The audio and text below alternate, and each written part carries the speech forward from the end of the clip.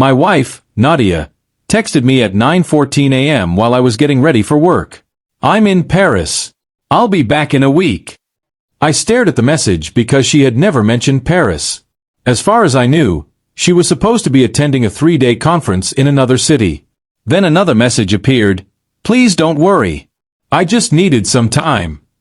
I already knew why.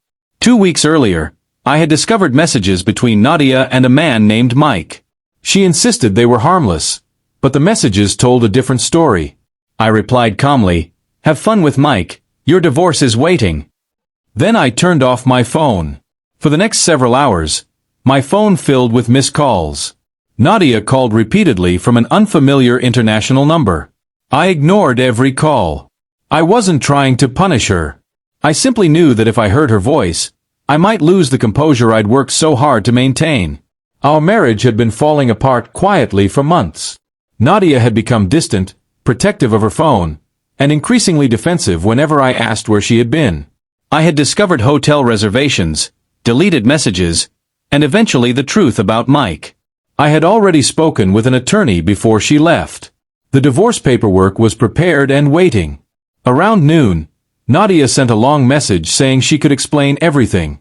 She said Paris wasn't what I thought and begged me to answer. I didn't. Instead, I went to my attorney's office and signed the documents needed to begin the process.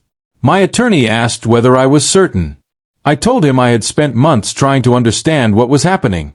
I wasn't filing because of one photograph or one suspicious message. I was filing because trust had disappeared. Nadia had repeatedly chosen secrecy over honesty. Once I understood that, I stopped trying to convince myself that our marriage was still the same. That evening, Nadia called again. This time, I answered briefly. She immediately began crying. She said she hadn't gone to Paris for Mike. I asked why she had told me she was there if there was nothing to hide. She said Mike had convinced her to come because he wanted to discuss their relationship privately. I reminded her that she had hidden the entire trip from me. She said she regretted it. I told her that regret didn't erase the decision. Before she could say anything else, I ended the call. I didn't want another argument. Then I blocked the number. The next morning, someone called from a number I didn't recognize. I answered and heard Nadia's mother, Patricia, on the other end. Her voice was trembling. "Please don't ignore me," she said. I asked why she was calling. She told me Nadia had been crying all night and had finally told her everything. Patricia said she had always considered me part of the family and wanted to understand what had happened. I told her I didn't want to speak badly about Nadia, but our marriage had been damaged by choices she had made. Patricia became quiet before asking, "Did you really file for divorce?" I told her yes. Patricia sighed and said Nadia had never believed I would actually leave. Apparently, Nadia thought I would be angry for a while, then forgive her as I had done after previous arguments. That revelation hurt more than I expected. I told Patricia that I wasn't trying to teach Nadia a lesson. I was simply refusing to continue living in a marriage where my boundaries meant nothing. Patricia apologized for her daughter's behavior. Then she said something unexpected. She didn't go to Paris because Mike asked her to start a new life. She went because he rejected her. I was silent. Patricia explained that Mike had recently told Nadia he didn't want a serious relationship. Nadia had gone to Paris hoping to change his mind. When he refused, she panicked and started calling me. Suddenly, her desperate messages made sense. She wasn't calling because she had discovered she loved me again. She was calling because the other option had disappeared. I thanked Patricia for telling me the truth. Then I said something that surprised even me. "I'm sorry she's hurting, but I can't become her backup plan." Patricia began crying and said she understood. When Nadia returned from Paris, she came directly to my apartment. She looked exhausted and carried only a small suitcase.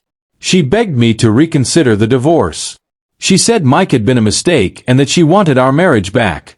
I asked whether she would have said the same thing if Mike had proposed to her in Paris. She couldn't answer. I told her that was exactly why I couldn't simply forgive everything. She had chosen another man while assuming I would remain available. Now that he had rejected her, she wanted the safety of our marriage. I wasn't willing to be someone's second choice. Nadia eventually admitted that Patricia was right. She had gone to Paris hoping Mike would choose her. When he didn't, She realized how much she had risked. She apologized without excuses. I appreciated her honesty, but I told her that honesty had arrived too late. We met with lawyers and began the divorce process respectfully. There was no public revenge, no social media battle, and no attempt to embarrass her. I wanted to leave with my dignity intact. Nadia moved back in with her mother temporarily while finding her own apartment. For the first time, we were both forced to live with the consequences of our choices. Months later, the divorce became final. Patricia called me afterward and thanked me for never humiliating Nadia publicly. I told her I didn't hate her daughter. I simply couldn't remain married to someone I no longer trusted. Before hanging up, Patricia said, "She finally understands what she lost." I told her I hoped Nadia would eventually find happiness. As for me, I had already started rebuilding my life. Paris had once represented a romantic escape in Nadia's mind. For me, it became the place where I realized something important. Sometimes the hardest goodbye isn't saying goodbye to a person. It's saying goodbye to the version of the future you thought you would have together.